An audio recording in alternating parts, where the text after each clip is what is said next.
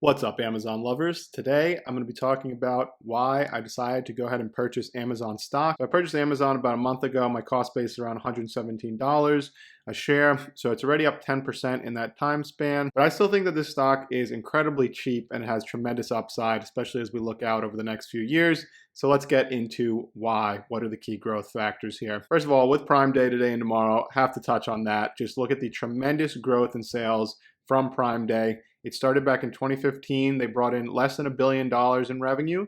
And in 2022, it brought in $12 billion in revenue. It has become absolutely huge retail craze. So obviously, over the last few months, we've had this magnificent seven companies that are really responsible for the majority of the market's run up. Amazon, Meta, Google, Microsoft, Apple, Nvidia, Tesla are the seven. When we compare the trailing 12 months revenue of all these companies, it paints a very different picture. So as you can see, here's Amazon's chart. They just brought in 525 billion over the last 12 months. And as you can see, it just keeps growing steadily. Whereas many of these other companies have seen their revenue actually decline on a 12-month basis or been relatively flat. I think Tesla is really the only exception to it. Apple's revenue has started to decline. Now, Amazon brings in 525 billion in revenue. Apple's at around 385 billion trailing 12 months. Obviously, Apple has much higher margins, but what excites me about Amazon is, they're already bringing in all this revenue, but the segments of the business that do have higher margins are growing, which we'll touch on in a minute. So I think there's a lot of reasons to be excited about Amazon. And if we just look, it's trading at the same price it did 3 years ago. June 2020 was $127 a share. It's flat over the last 3 years, and yet revenue has almost doubled since then. It's an absolute behemoth of a company. If we compare it to a company like Apple, obviously they have much higher margins, but Amazon's margins, I think, are about to start greatly improving as the other higher margin segments of the business grow, and they've been working on cutting costs. We'll get to all that next. And just right off the bat, Apple is at a $3 trillion market cap. Amazon is just over 1 trillion. I think that kind of gives you an idea of the potential upside here. So while Amazon was obviously a huge pandemic winner, it has been in the doghouse ever since. And 2022 was obviously, an especially difficult year. Margins crumbled. We had high inflation that obviously was very detrimental to Amazon, higher cost to ship all these goods with the cost of diesel, gas going up. But all that is starting to improve, and they also had a problem. They overbuilt to meet pandemic demand, and then obviously when the world opened back up, they didn't need all these warehouses and all these employees, so they had to cut back. But they are moving in the right direction. But let's look at the really exciting stuff. So let's look at their Q1 results here to see what I think is very exciting, gives you a peek into the future of this company. So while the online stores obviously bring in the bulk of revenue, if we look at Q1 2023, 51 billion. There's a lot of other stuff going on with this company, and these segments are higher margin and growing faster. So we've got third-party seller services, almost $30 billion in revenue, and it grew 18%.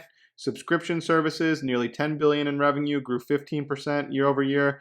Advertising services, which this is an important one, which we'll touch on in a minute, 9.5 billion, 21% growth, and AWS, of course, 21 billion, 16% growth. So these parts of the business are growing to take up a increasingly large piece of the pie if you just compare going back to 5 years ago, and they're going to bring higher margins. Now, it's very interesting. We touch on the advertising segment. Google and Meta, obviously, formerly Facebook, make the bulk of their revenue from advertising, and they've seen relatively flat revenue. I think it's up slightly. But, Amazon has very high conversion rates on their ads. It's just under 10%. And we'll look at the shareholder letter in a minute, which kind of gives you some idea as to why that is, why it's so much more effective. So Amazon brought in 38 billion in ad revenue in 2022, and it is estimated to account for 10% of the total digital ad spending worldwide in 2023. Here's a little paragraph from the 2022 shareholder letter.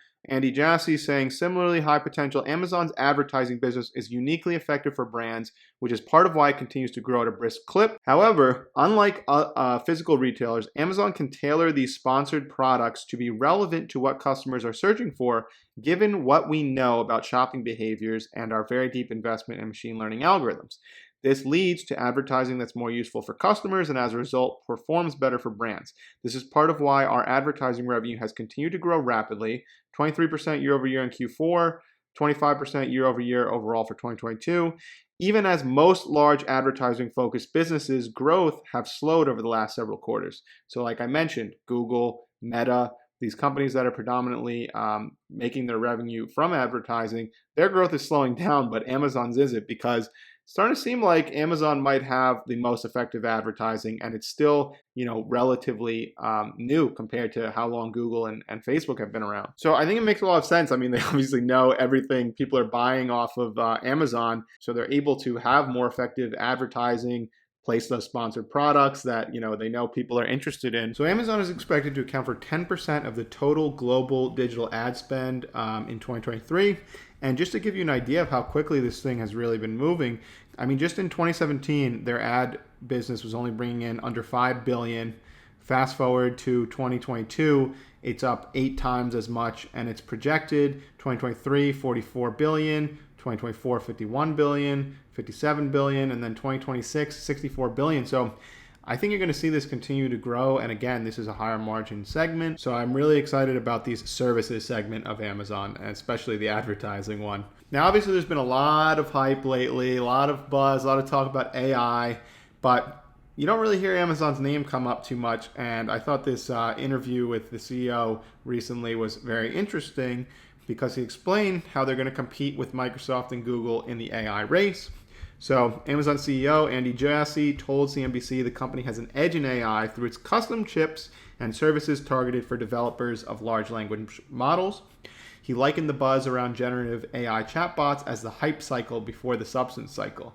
What do you guys think of that? Are we in the hype cycle right now of artificial intelligence? So he said that they shouldn't be counted out of the AI race just yet, and basically said Microsoft and Google, these chatbots they've come out with are like the hype cycle before the substance cycle. He said, I think most people are focused on the applications. Things like ChatGPT brought everybody's awareness up, but I think of generative AI as having 3 macro layers.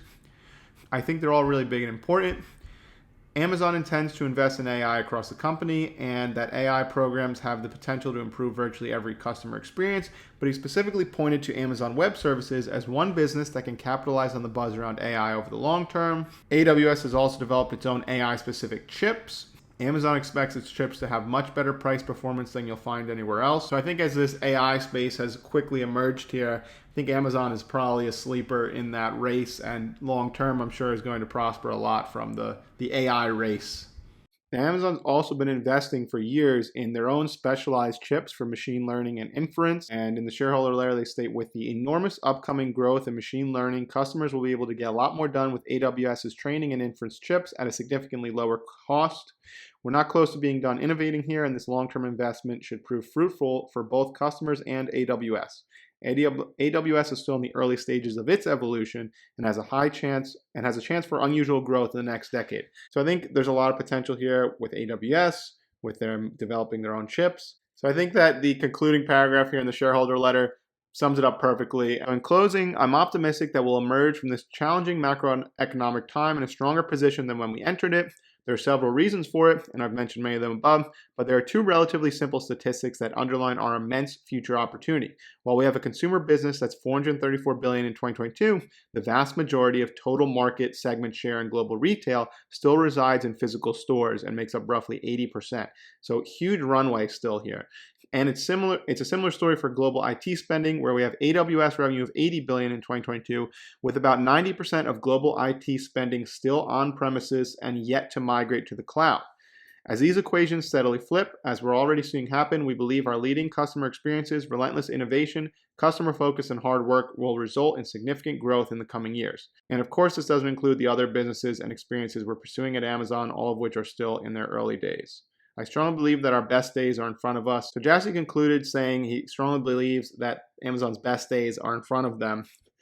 And when you put all this together, all these service segments that are growing fast, that are higher margin, I think that Amazon has the potential to become bigger than Apple, right? They're already bringing in significantly more revenue, and doesn't seem to be anything stopping them from continuing to grow. The last few quarters, they're one of the few of these big tech stocks that's growing pretty substantially. So I think you put all that together, and there's a pretty compelling case for Amazon, especially as we look out, over the next year, few years. So I'm sure we're about to get, another record-breaking Amazon Prime Day, and all these reasons are what excites me about Amazon's future here. So let me know what you guys think of Amazon down in the comments below. If you enjoyed the video, don't forget to like and subscribe. You can also check out my free article on Substack, which I'll link in the description below. This is Vinny from the Investment Club, and I'll see you next time.